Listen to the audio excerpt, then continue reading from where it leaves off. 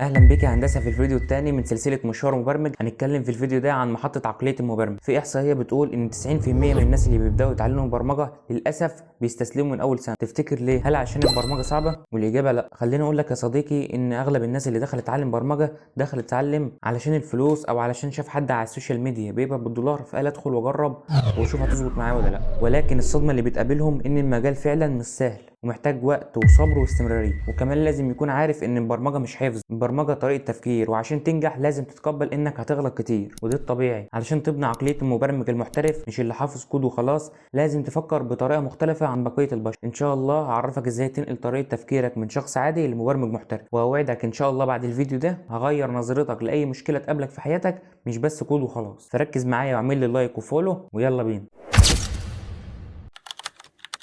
في الفيديو ده هتكلم عن 4 محاور متعلقة بمحطة عقلية المبرمج، ألا وهما: 1. خوارزميات عقلك، 2. حل المشاكل، 3. تقبل الفشل، 4. التعلم السريع في عصر الذكاء الاصطناعي. أول محور معانا هو خوارزميات عقل. أول قاعدة في عقلية المبرمج هو إنه بيشوف العالم عبارة عن انبوت أو اوتبوت. يعني مثلا لما يدخل مطعم أو يحجز تذكرة أو حتى ينظم يومه، عقله بيحلل السيستم ده والعقلية اللي بتخليه منظم جدا. مش بيشوف المشاكل كعقبات، بيشوفها كبجز محتاجة تتحل، وبيمرن عقله بحيث يكون منطقي 100%.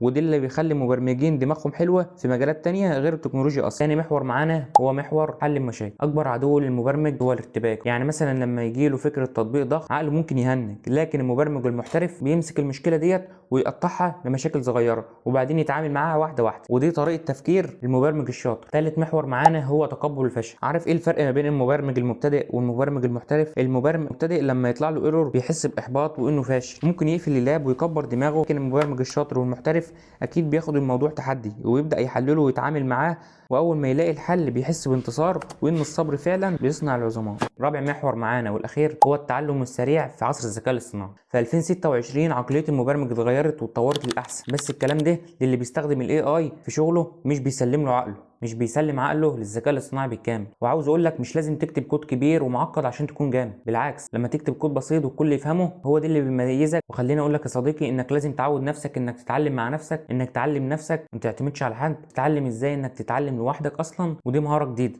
لازم تكتسبها. من الاخر كده خليني اقول لك ان عقليه المبرمج عباره عن هديه بتهديها لنفسك، بتخليك اهدى واذكى وتواجه اي تحدي يقابلك بكل هدوء وتركيز. في النهايه لو عجبك الفيديو وحسيت انك استفدت باي معلومه اعمل لي لايك واشتراك وفعل الجرس عشان يجيلك بقيه الفيديوهات اللي هتنزل ان شاء الله في السلسله دي. بس كده، كان معاكم محمد لطيف من قناه برمجه بذكاء، ونشوفكم على خير ان شاء الله في الفيديو الجاي. وصلى على النبي.